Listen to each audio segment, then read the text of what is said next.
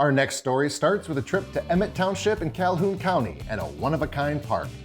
This park is home to 5 historic metal truss bridges that have been restored and preserved, making the entire area an outdoor museum. Overseeing that process was Vern Mesler, and what he started in Calhoun County has expanded far beyond the park. We're at Historic Bridge Park in Emmitt Township, just outside of Battle Creek, Michigan. Over time, this park kind of became a little untouched, a little unloved, and needed some help. And there were some really visionary people back in the 90s looking at restoring historic bridges. If a municipality is getting rid of a bridge, an iron bridge, a steel bridge, that they can actually get that, get some grants, get some funding to restore those bridges and use them for other things. Those visionaries already had possession of 2 bridges. Now they needed a foreman.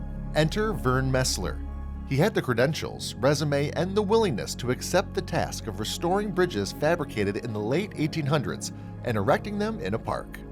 What I use is my experience as a steel fabricator, my experience as an educator, and the first 2 bridges was the 20-mile bridge and the 133rd Avenue bridge.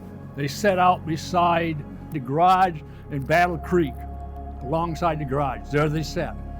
The team of craftsmen, along with engineer Dennis Randolph, were ready to begin this process. They had the pieces, the support of the community, and at the helm, Vern. First of all, I didn't know what wrought iron was.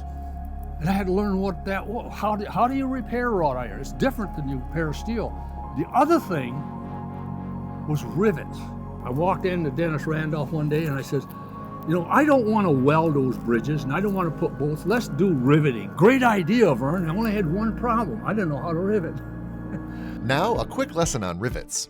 A rivet is a permanent mechanical fastener designed to join 2 or more components together. In the field, before the rivet is installed, it is heated to nearly 900 degrees Celsius. Then it is driven into place using a pneumatic riveter hammer. The hammer drives the rivet against the holder-on, forming a convex-shaped head.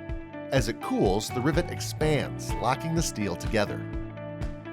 Some things in this undertaking might have seemed impossible to some people, but it never came across that way either to Vern or the engineer, Dennis Randolph. It was like, this can be done. And I think it was Vern's love of history that really led him to want to do something historically accurate about these bridges. And that's what led into the learning how to rivet. Let's restore these using the original techniques, honoring the craftsmen who built them. And that is what Vern did. He learned how to rivet, learning as much as he could about the process, to restore the bridges the right way and honoring the craftsmen who constructed them. Due to rising cost of skilled workers needed to install rivets, welding and bolting replaced the riveting process. Over time, the skills and knowledge of these craftsmen declined and were all but forgotten. These bridges are their record. Just what the bridges represent. They represent an untold story.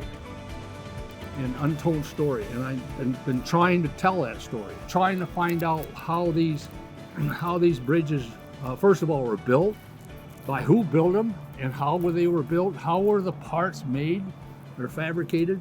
It's the craftsman's record, and that's what I find fascinating, and what I try to write about and talk about is how the craftsmen built these. That's the hard part. Who were they and how did they develop their skills? If you look in the library, you'll find hundreds of books on the engineers and their design of bridges. But there's not a single book written about the craftsmen who worked on those bridges. Where's the written record in the bridges? Before they were just scrapped, but actually bringing them back and putting them to use for pedestrians, there's a lot of memory in these bridges. People come here and, just as we're doing maintenance on the parks, we'll talk to people that are coming here because that bridge used to be in their neighborhood. And they used to go over that bridge with their mom and dad when it was a single lane bridge that had a little stop sign that you had to take turns. So these bridges have memories and they have importance to local people. So having it here, we have people visit and really that are passionate or want to learn how these bridges were made in the first place, because it really is a lost art. The 5 historical bridges are an interactive experience.